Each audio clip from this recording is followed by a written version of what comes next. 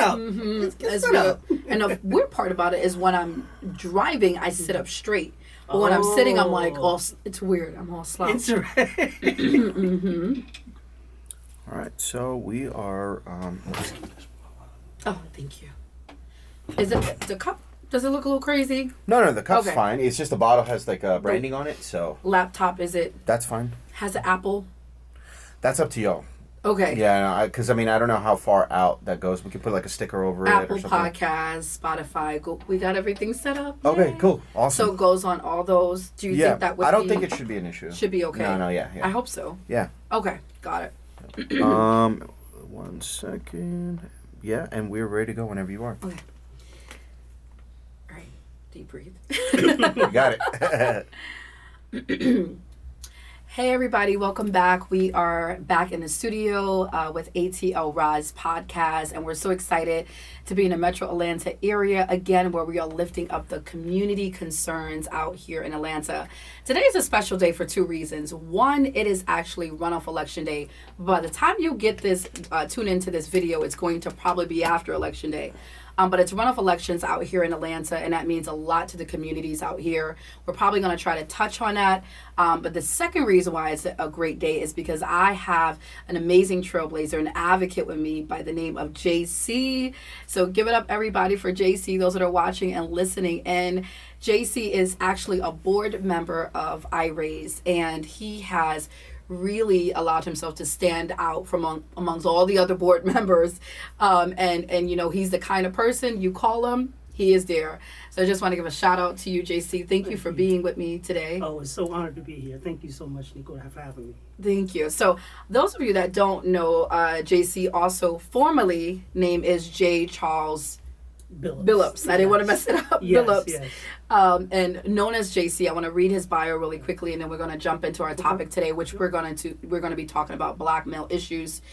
So don't go anywhere. We want you to stay until the very end. JC is an award-winning customer facing IT trailblazer with a vision to provide strategic initiatives through daily technical support management. JC is the director of technical support with Technology Corporation's New Relic. He works cross-functionally, building and inspiring change amongst other departments. JC is an advocate and supporter of uplifting youth and teens. I love that, and we're going to get into that today. He is also a motivational speaker, providing direction with real-life approach for elementary, middle, and high schoolers. JC's passion is to educate and empower our youth, and it's a testament to his dedication and networking and connecting people and partnerships. He holds a BS in Business Administration and Organizational Leadership from Southern New Hampshire University. He is an innovator, indeed, a motivator with high energy personality. You'll get to see today, ready for service. So I'm so excited to have you, JC, again. Thank you so much for being here. Thank you. So, you know, one of the things that I remember about you when I first met you in person out here in Atlanta is you had just this bubbly, just very high energy personality. Right. And I do remember there was a story behind that. Yes. And I don't remember what the story was, but I remember it being a story that was so compelling and that really led to essentially your call and the way that you are just so giving and inspiring. So I was wondering if you could just start off by talking a little bit about what is that story behind that energy. Thank you. Shanequa, thank you again for having me here. So back in 2009, January 2009 at 2:34 in the morning, I always remember that. I had woke up out of my sleep and I couldn't breathe. And so I was sitting on the edge of my bed and I was like, what is going on? I do have asthma, but I really couldn't breathe this night. And so I remember walking to the door, tripping and falling, walking to my front door. I ran outside. I actually took off my shirt and my pants. And I started banging on my car very, very loud. To be honest with you, Shanequa, I can't tell you anything after, I can't remember anything after that. Everything came from my neighbor. So come to find out that my lungs collapsed in my sleep. Both of them collapsed in my sleep. And I remember being in the hospital. You know, when you're in the hospital all day, there's a beaming light. I don't know if you've ever been in the hospital. Hopefully you haven't. But there's a beaming light over you. And I remember telling the nurse, if you can cut off the light for me, please. And I just sat there. I told her to just cut off the TV as well. And I just sat there. And I said, when I get out of here, I have to do something greater than what I'm doing. Wow. When I got back to work, one of my colleagues said, "Hey, you may want to look into speaking." And the first thing I remember was, "No, that's not for me. I'm just an IT guy." And so that inspired me to look into speaking, and I got goosebumps looking into speaking. It actually changed my life. I had to make an impact, especially for the youth of America.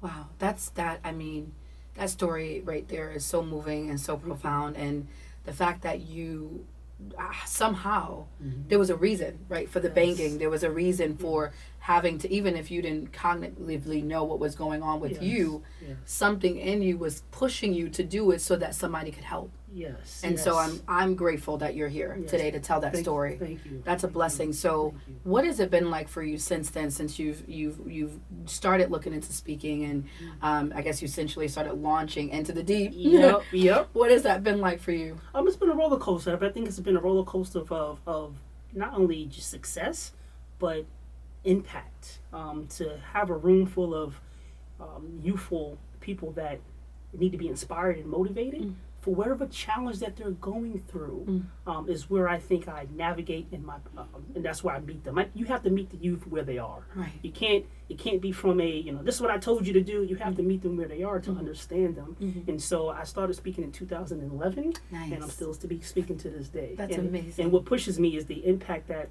the youth need today. Yeah. It's a different world than it was 10 years ago. It's a different world than it was 5 years ago. Oh, yeah. And so the evolution of them changing, you have to change with them. That's the key.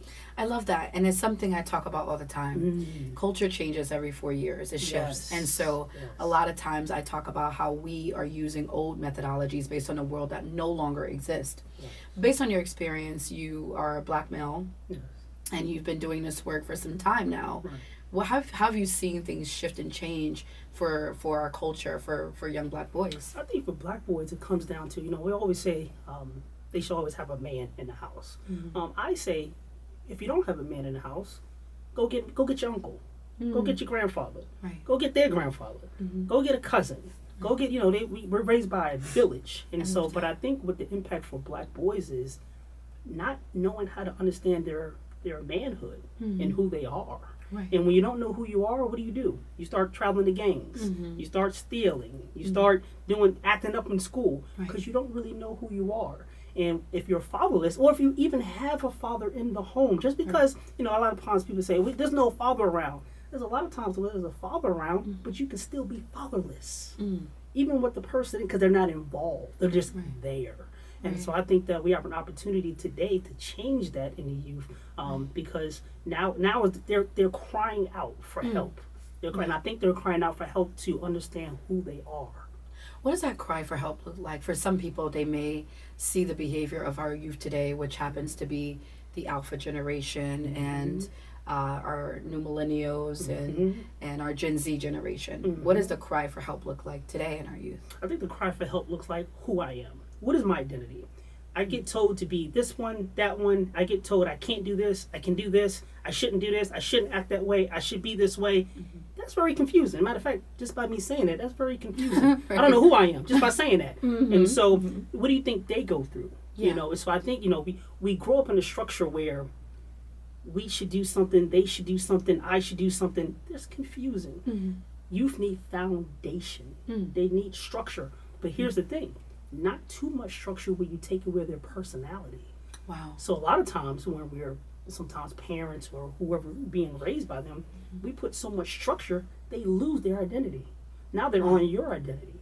So it's making sure that you put a structure around that's for their identity so they can be successful in life. Not you. Not you. You're supposed to structure them so they can be successful in life. That's really good parenting. I wonder if you can talk to a little bit about, in your experience, what have been the major issues that you've seen young Black males deal with? If you can sort of sum up some of the themes that you've been seeing throughout your life and your career. I would say depression. I would say anxiety. I would say violence.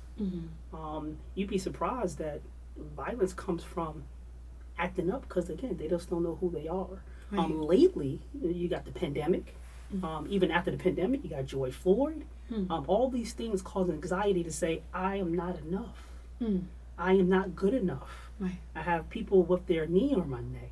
telling people that I'm black, so I can't do certain things as other ethnicities and things of that nature. So it's definitely depression, definitely anxiety, and a lot of confusion. They're confused about where they're going, who can I be, and a lot of this comes from where your environment is. What are you exposing them to? They need to be exposed. They need to be exposed. The more we can expose them, the more they can grow into who they are, and not what you are or what their environment is telling them to grow into. I think that's so key. It's the self-fulfilling prophecies. It's society telling them without directly telling them you're not good enough. You're deserving to be murdered and to be killed, and them seeing these things and starting to internalize it, and it does build that level of inferiority, depression, and so many other things. Have you seen, or can you give any examples of how you've seen this play out with any particular men that you know, or yourself, or any other black males? Yeah, I mean, from experience, my father was in the home growing up, but my father wasn't a puller. What I mean by a puller is somebody who's taking you by the hand, who's actually teaching you how to be a man. My father was more, I hope you're looking, boy. I hope you're looking at what I'm doing, and I hope that you see me as a man. But my mother's the one that actually stepped in and said, "I'll teach you the rest." Okay, I'll teach it, and that's where the parenthood is very important. Okay, you have the mother dynamic, you got the father dynamic, and you have both sides to show how you're supposed to be in this world. And so I had that, but it wasn't a puller. My mother pulled me. My father just did, and he hoped you were watching. So just because you don't have a father, or just because you have a father in your home, doesn't mean that you're getting what you need as a youth. It's interesting. I'm wondering for those that are, thanks for sharing that story. I think it's so profound, especially for people that may be experiencing the same thing, or may have experienced having their father in a home, but not feeling that sense of connection and guidance. For those that are living in homes without a father present, may not either know their father, haven't seen their father in years, or maybe have lost their father to violence. What are the implications of that? What do you you grow up not knowing who you are. You grow up lost. You grow up, again, confused. You grow up in a world where you have no foundation. I always say foundation because if you can't identify who you are as a person, where do you go in this world? Where's your structure? Where's your foundation? And if you don't have any, and you become, I want to say that, you become with no identity. And if you don't have any identity, why live?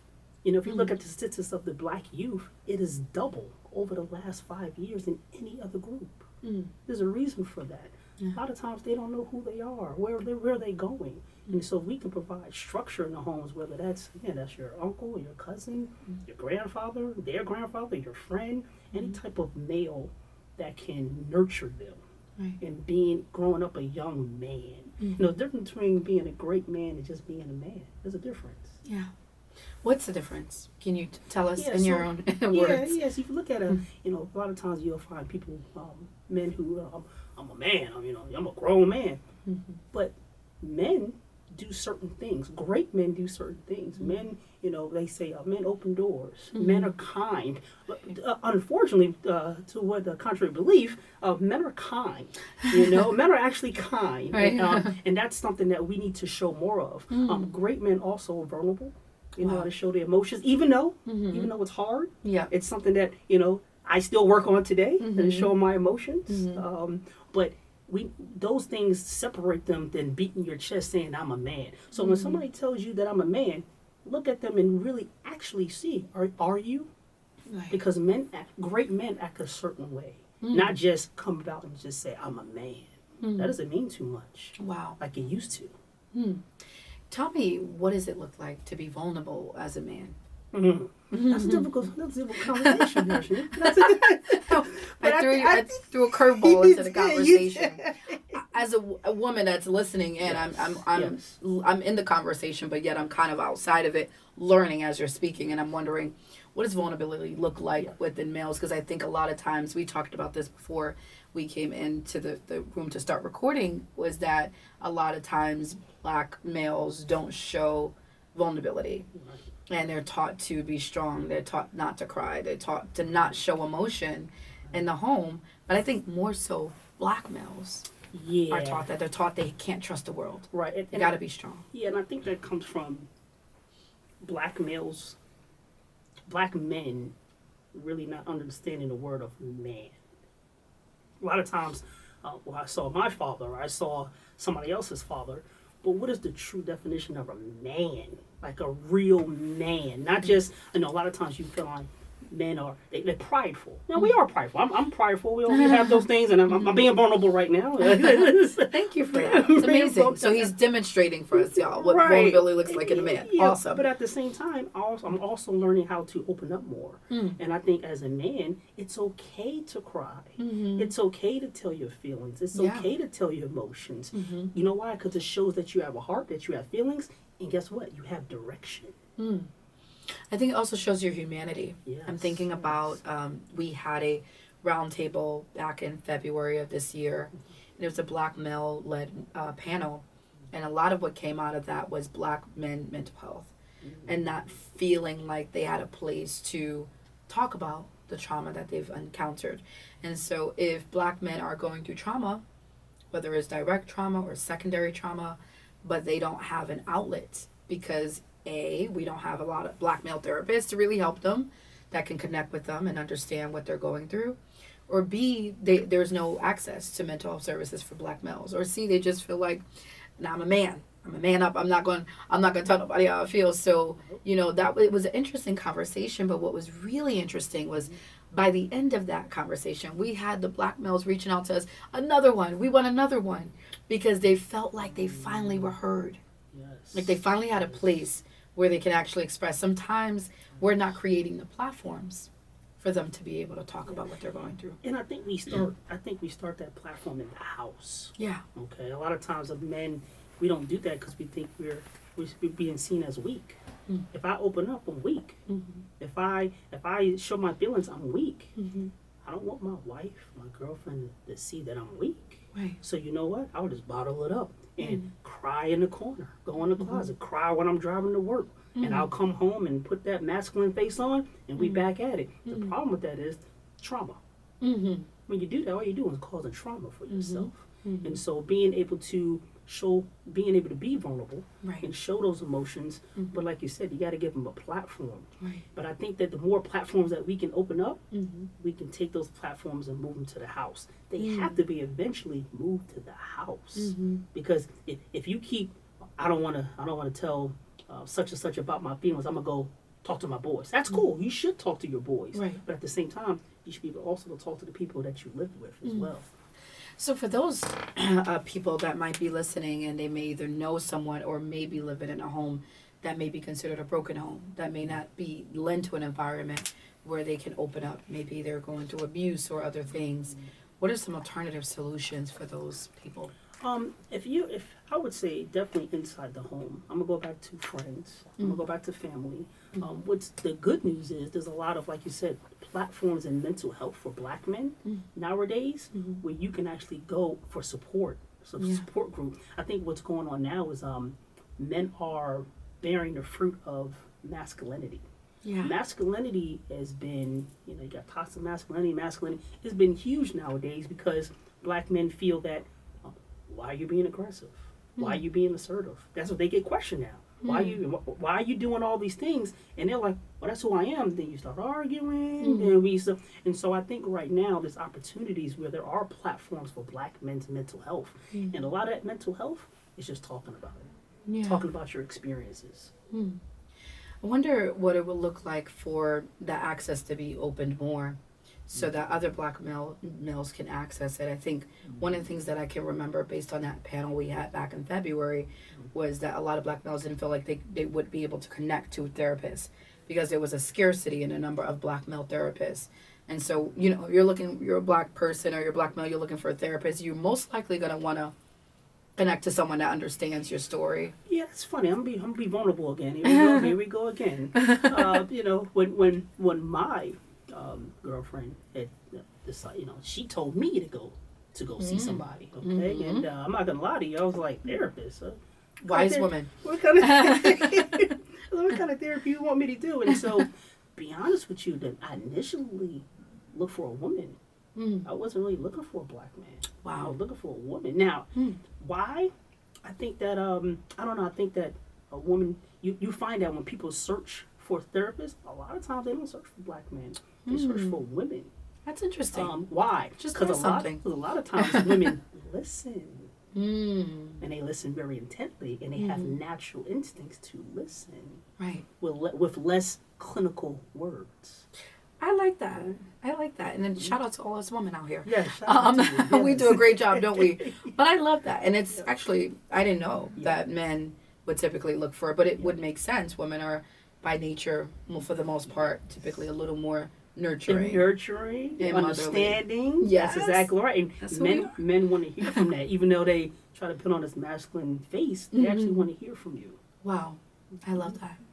Tell us, what are some solutions for black males, young males, now that's dealing with all types of issues, social influences, whether it's music, rap, pop culture, all the things that are influencing their behavior. What are some solutions that you think would help us? I would say, number one, get to know yourself. Okay. I think it's very hard to influence people or be influenced, either left, right, up or down, north, south, if you know yourself. Right. And so I would definitely say get to know yourself first. And a lot of times when I mean by get to know yourself, I mean sit down with yourself. No music, no phone. Actually put out a piece of paper and a journal.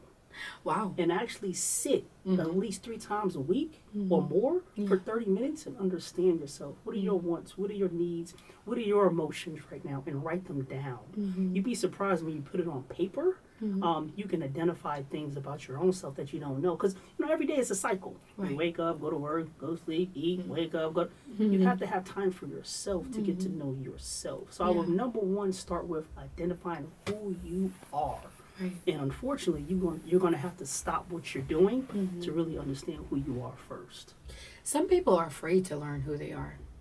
Some people are afraid to sit in silence because they feel like their thoughts may consume them and they may not be ready to have that real moment to turn the music off and put the phone away and get off social media to hear their own thoughts.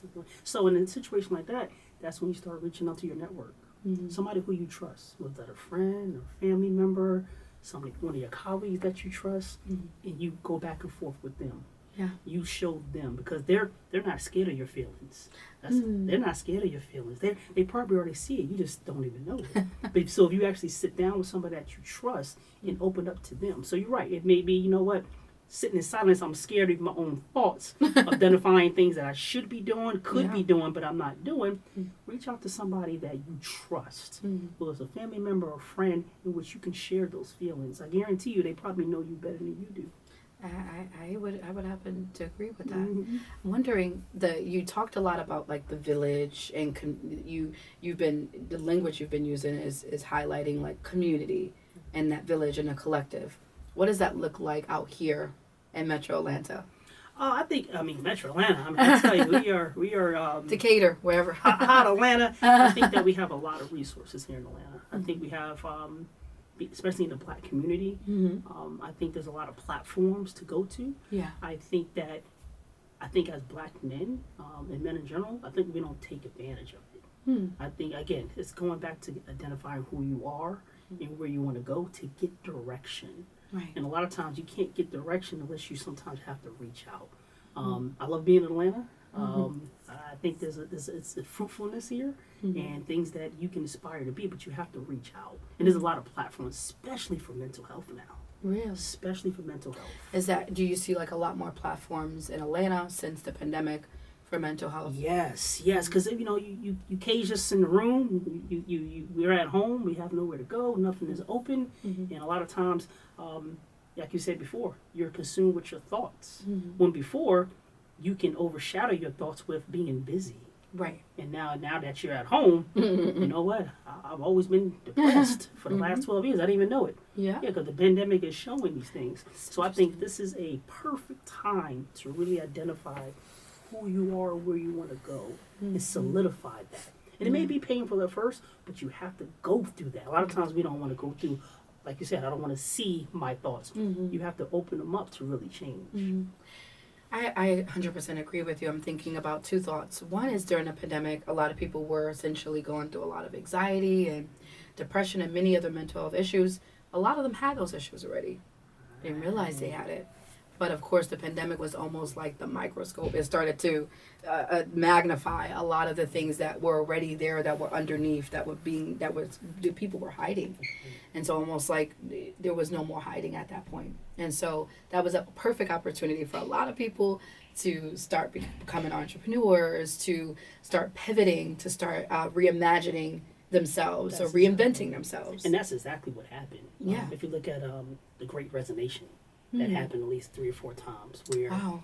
Did hear about that. Talk a little bit about thousands of young people, black, white, doesn't matter, Mm-hmm. left their jobs. Why? Because the pandemic showed that it changed their lives. Wow. You get to be more with your kids. You get to spend Mm-hmm. time more with your family. And they were like, this ain't the job for me. It's time to jump ship. Oh, And so the Great Resignation was huge, and it happened about 4 times within 1 year. wow. Where everybody left. What was the percentage? Do you remember? I feel like it was also a great exodus happening at the same time. That's what it was. People- That's what it was called. The Great Right. Resignation. Yeah. That's exactly right. That's what it was. And a lot has changed. Yes. The world has changed. Yes. The world that we live today is no longer the world that we lived in That is a few years ago. And That is so I correct. think people started to recognize, wait, I don't fit in this place. I need to find my place now. Yes, in that is society. correct. And I think that what you said about entrepreneurship, at no time has entrepreneurship been so high than the Great Resignation. Wow. Because why? There's so many opportunities. And then we talk about mental health. We talk about understanding who you are and identifying who you are. The pandemic had some negative stuff, but also has some good stuff where people actually said, you know what?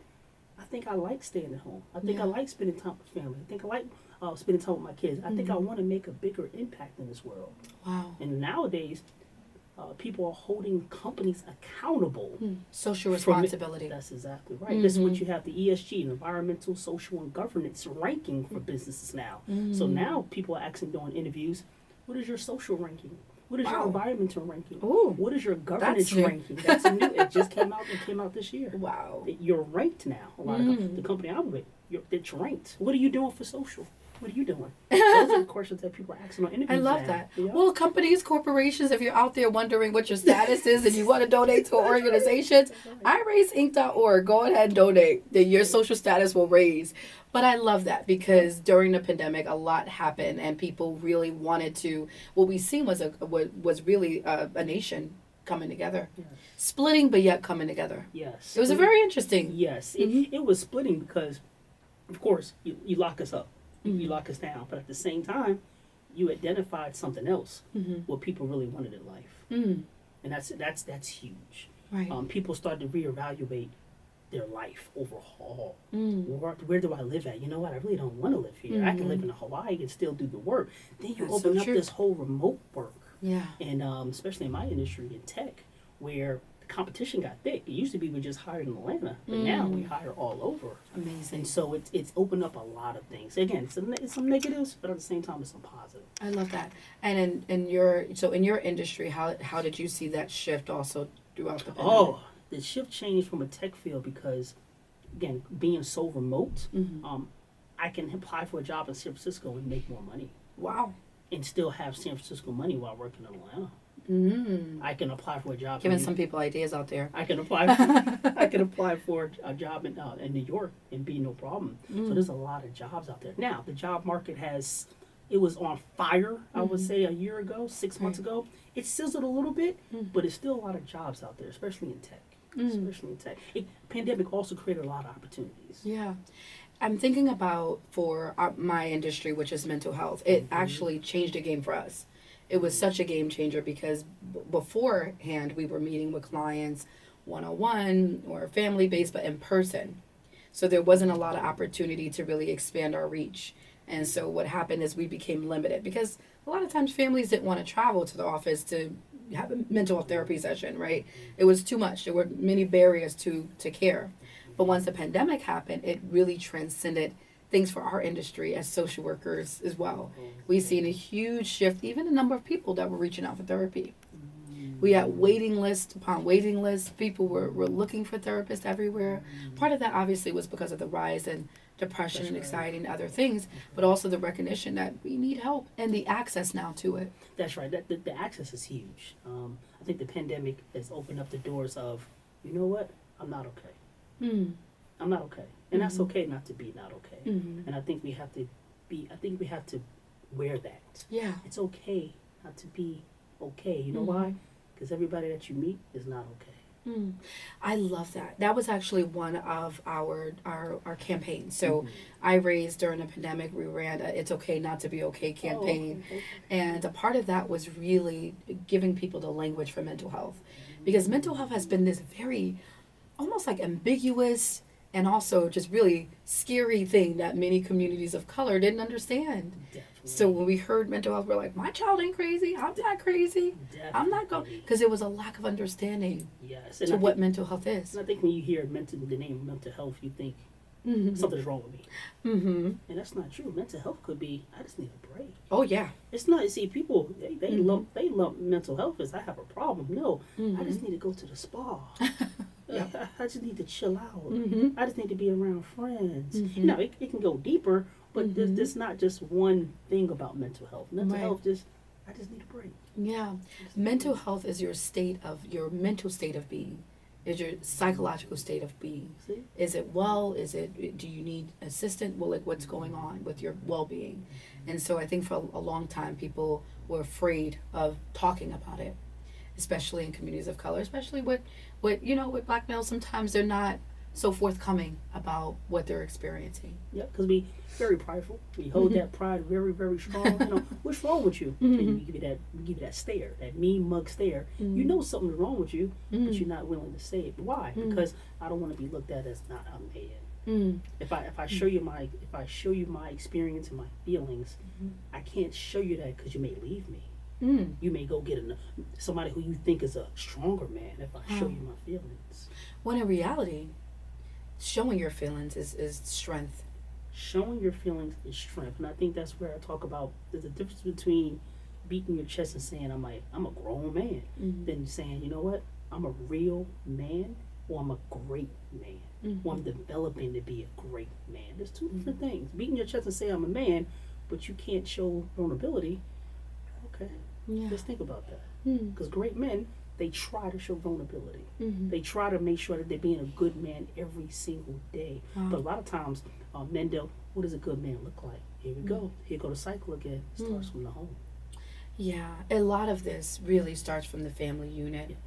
And, unfortunately, we have a lot of broken families that are dealing with so much dysfunction. Yes. They don't even know what a environment that's stable looks like. I know homelessness is also another big issue amongst youth in Metro Atlanta. Yes. So when they don't even know where they're going to sleep, their basic needs are not even being met. That's right. What do they even do? How do they even Yeah, when you navigate when through? you're talking about basic needs, Mhm. they don't have time to worry about no man. Mm-hmm. I don't have time to worry about no man when I'm trying to eat, Mm-hmm. and so it's different. Right. Especially when you're trying to survive. Yeah. It's how do we reach those people? I think that again, it's a community effort. Right. I don't care if you're driving on the street, you see someone that look like they're 12 years old. Why don't you Mhm. stop the car and say, "Hey, can I help you? That's What right. do you need from me?" But again, two different mindsets. They're trying to survive, eating what they can eat, find what they can find, shelter where they can shelter. But we're talking about being a man. We can still have a play in that. It's all about we have to reach out and actually give that. Yeah. You see the homeless on the street, reach out, stop the car for a Mhm. second. Hey, what do you need? Mhm. What can I help you with? Because Mhm. we have to start there. They have to be men too. Mhm. They have to be young boys too. Mhm. They don't get excluded from not being a man, Mhm. but we have to reach out more. Yeah. Shelters maybe should provide more services for us. Hey, not only come. Now, I don't know if they do this or not, but not only Mhm. come to the shelter to get shelter, but Right. come to the shelter to learn something. Maybe some Yeah. programs to learn something. Mm-hmm. Mm-hmm. It really is a community effort, and it also is that good neighbor. Yeah. Going back to reaching out to people, I remember this story. I feel like I've told it so many times. Those of you that probably listen to my fireside chats, don't beat me up for telling the story to 10th time. But I remember this story where there was a man, Mhm. and he was on his way to kill himself, and he was dealing with suicide ideation. And he talks about the story. He said he was riding in a city bus. And he said, if somebody just says, he was crying. Like, I'm talking about just tearing, crying. And he said, if someone asks me if I'm okay, I won't do it. If somebody just stops and says, are you okay? I'm not going to kill myself. But he said nobody would even look at him. Nobody would even stop to say, are you okay? And so what he says is, after he got off the bus, he ended up jumping over the bridge, which is a whole nother story. He ended up surviving, thank God. Good. But I know the first thing he said he felt. That's why he was able to tell the story. Okay. I was going to say, I was like, yeah, okay. Right. Okay, so he did survive. Okay, good. But when he said he jumped, the first thing that happened was remorse. He immediately was like, I didn't really want to do this.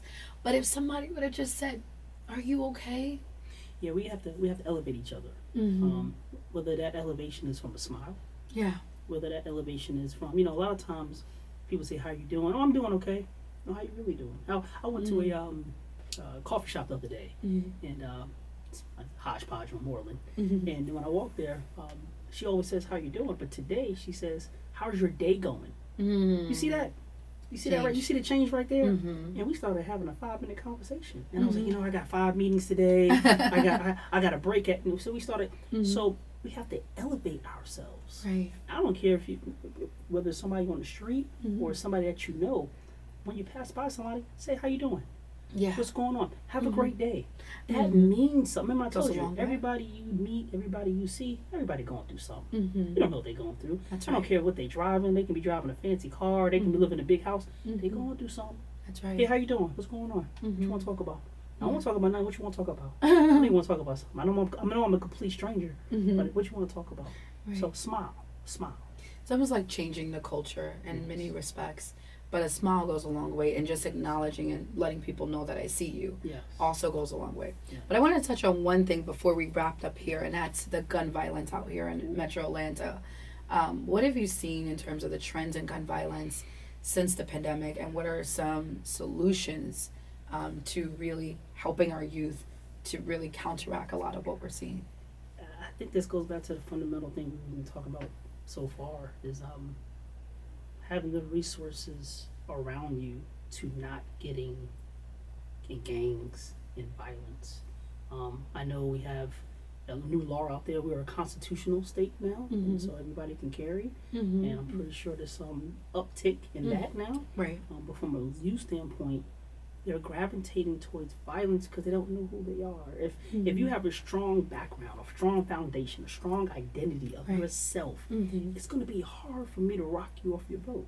If I say, you know what, IRAs, stop IRAs right now, you look at me crazy.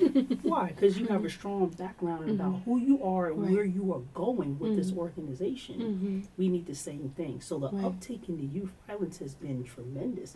Now, if you look at the statistics all the way from 2014, it shows a different picture. The picture that it shows is it's actually declining. I think we're in the peak season. Right. But if you look at the statistics from 2014 to now, it's actually declining. It actually declined. And I think that comes from things were going good, but I think we're in a peak season. And I think that has something to do with not only just violence, but they have no structure. They have no village. So a lot of times, it's not just the father, it's not just the mother, they don't have any village. So if you don't have a village, what you going to do? I'm going to go to a gang. You're going to find that village. I'm going to find that village. I'm going to find, and unfortunately, a lot of village is in the jail cell. That's really sad.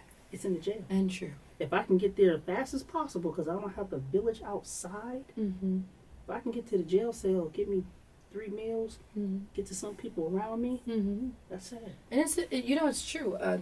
People actually do see prison as a village, especially those that don't have their basic needs met, like a bed, a roof over their head, food to eat.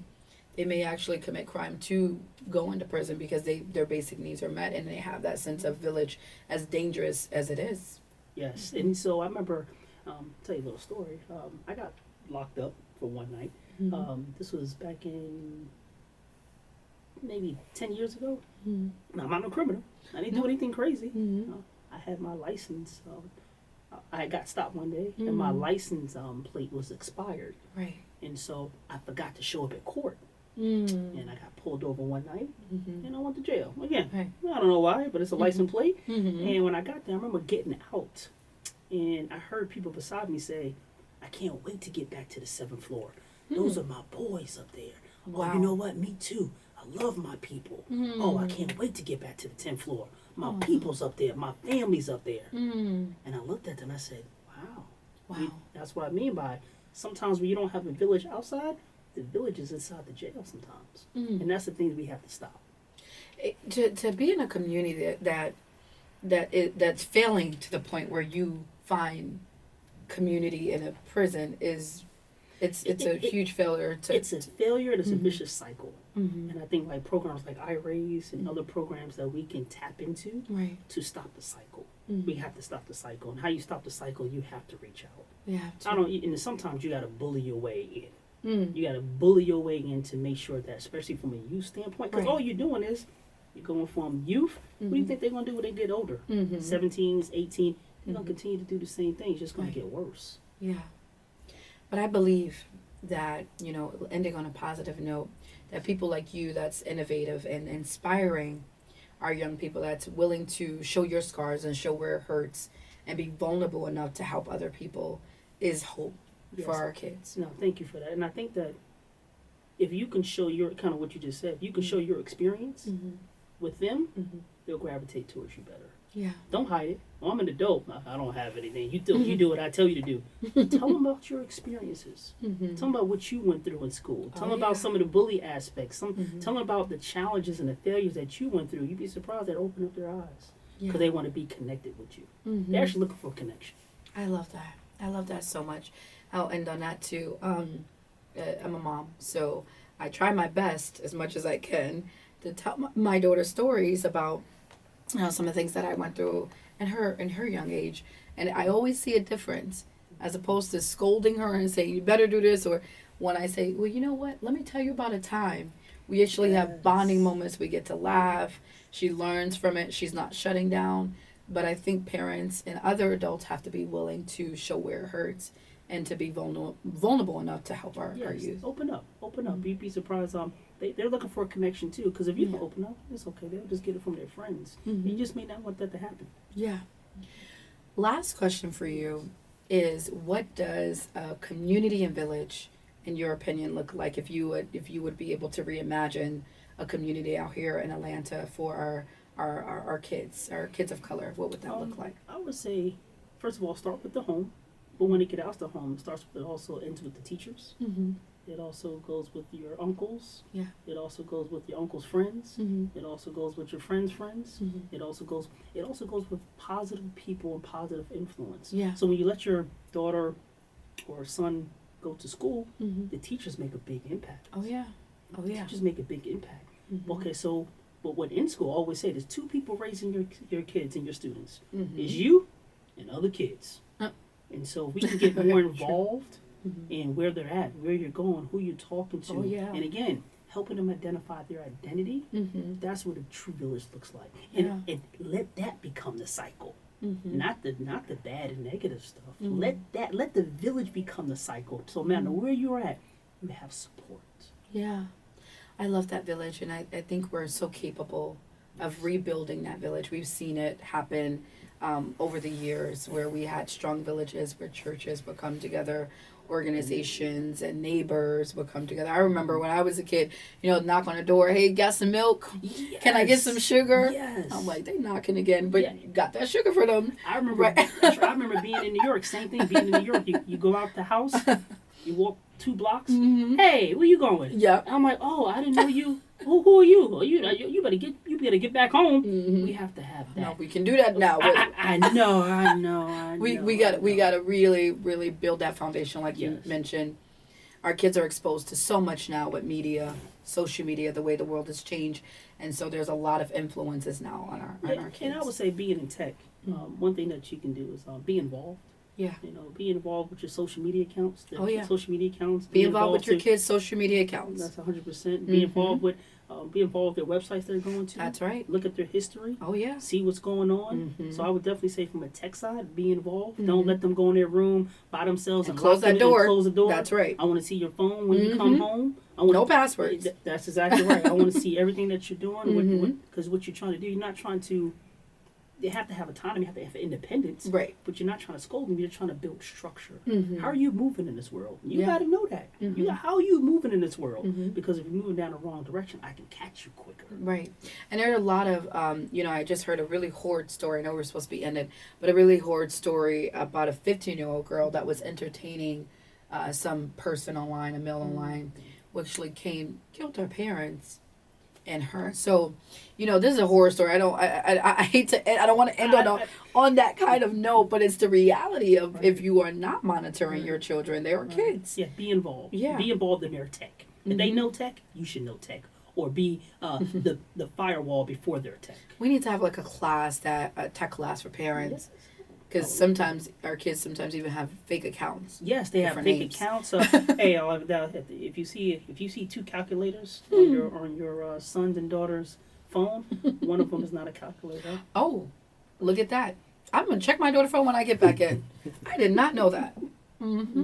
Wow, see that? This is important. But thank you so much for giving us that knowledge. But it's been a pleasure. Yes, being with you, JC, tonight and hearing your wealth of wisdom in so many different subjects. If you could leave one advice to Black males that are listening right now, what would it be? Know who you are. Know where you're going in life. You should have direction. Whether you don't have that direction now, get to know yourself. Not what the world told you, not what your parents told you. Right. Get to know yourself. Use their positive influence on you, or use any positive influence that you have, and use that, but use it to get to know yourself. Sit down with yourself. Have a conversation. Don't go anywhere tonight. On the weekend, don't go to nobody's house. Don't sleep over nobody's house. Get to know yourself. That's wisdom. That's so much wisdom. It's so power-packed. We don't have time to unpack it maybe next time, but it's power-packed. Get to know yourself. Have what I like to call the me moments. Yes. And it helps you neurologically in terms of your brain processing when you have those me moments. So when you sit down with yourself at least 16 minutes a day, it will increase your mental health. So thank you so much for sharing that wisdom. Thank you for being with us. Thank you for your service to iRaise. We appreciate you, JC. Thank you. For all that you do. Continue to motivate our youth. Continue to advocate. Continue to be a trailblazer, because we need Black men like you in our community. Thank you so much for Thank you all. Thank you so much all for listening and for watching ATL Rise. Thank you for your support of our content. We're on Apple, we're on Google, Spotify, Google and YouTube and others that I probably don't remember right now. But please support the content, download it, share it out to your networks, to your family, to your colleagues, so that we can continue inspiring the Metro Atlanta community, where there are amazing things going on, but also real issues that we want to lift up. Thank you all. Stay safe and stay tuned. Thank you.